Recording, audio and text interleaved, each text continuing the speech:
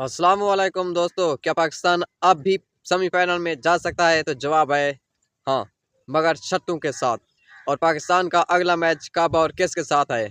तो मेरा नाम है मोहम्मद आरिफ और आप देख रहे हैं मेरा YouTube channel lover king official. तो पाकिस्तान का एक मैच बारिश की नज़र हो गया था और पाकिस्तान को एक पॉइंट मिल गया था। अब पाकिस्तान का असल इम्तिहान कल है इंग्लैंड के खिलाफ, यानी कल 24 तारीख को शाम 6:30 पर, जो कि पाकिस्तान को ये मैच लाजमी जीतना है। और पाकिस्तान का तीसरा और आखिरी मैच 28 तारीख को है श्रीलंका के खिलाफ। अगर पाकिस्तान ये दोनों मैच जीत जाता है तो 5 पॉइंट के साथ सेमीफाइनल का दरवाज़ा खोल सकता है। मगर क्योंकि ये पाकिस्तान है तो अगर एक मैच हार गए तो फिर सिर्फ जीत काफ़ी नहीं होगी, रन रेट और बाकी टीमों की शिकस्त भी ज़रूरी होगी। पाकिस्तान का असल मसला, जब तवक्को और उम्मीद कम हो तो मैच जीत जाता है, और जब उम्मीद ज़्यादा हो, बल्कि बहुत ज़्यादा हो, तो फिर हार कर दिल तोड़ देता है।